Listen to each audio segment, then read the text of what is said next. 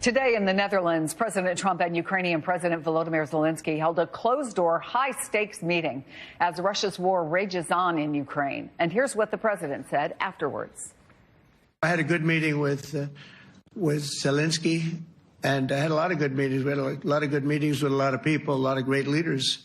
But he's fighting a brave battle. It's a tough battle. Zelenskyy wrote on X that they had a long and substantive meeting, adding they discussed how to achieve a ceasefire. He also thanked Trump and the United States. Joining us now, founder and CEO of Independent Veterans of America, Paul Rieckhoff, who is host of the Independent Americans podcast. Let me play an exchange, actually, that President Trump had when he was questioned by a Ukrainian reporter. So my question to you is whether or not the U.S. is ready to sell anti-air missile systems, Patriot, to Ukraine. We know that Russia has been pounding Ukraine really heavily right now. Are you living yourself now in Ukraine? My husband is there. Wow. And I can see you it's amazing. And me with the kids, I'm in Warsaw, actually. They do want to have the missiles, okay, as they call them. The Patriots, and we're going to see if we can make some available. They're very hard to get. We need them too. We were supplying them to Israel, and they're very effective.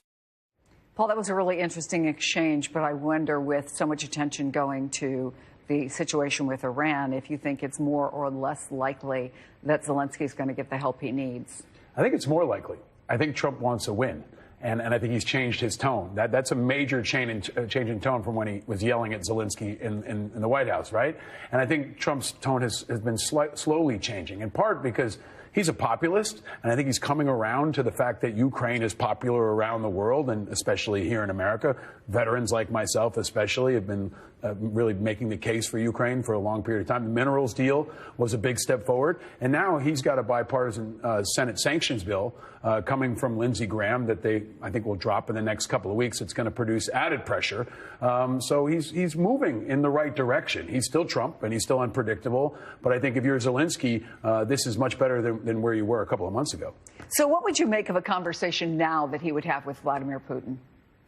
Well, I hope he will put Putin on the defense. I hope he will stand with Ukraine and make it clear that Putin is the bad guy and Ukraine is the good guy. For too often, he was normalizing Putin. He was acting like he was somebody. He does seem a little frustrated with him. He does. And if that gets us to a better place for Ukraine, I think we should take it because Ukraine is still deep in the fight. The Russians still have 20,000 Ukrainian children. They're still bombing and being killed every day. I think the challenge is not to get distracted by other things. Obviously, we have to keep focused on Iran and our domestic security, but Ukraine continues to fight on bravely. And I think this is the fight of our time. And it's also in our national security interest to continue to degrade the Russian military. Ronald Reagan would have been thrilled if you said, you know what, we can take out tons of Russian forces without losing an American life. That would be a good deal for most Republicans. And if Trump gets there, later, we'll have to take it.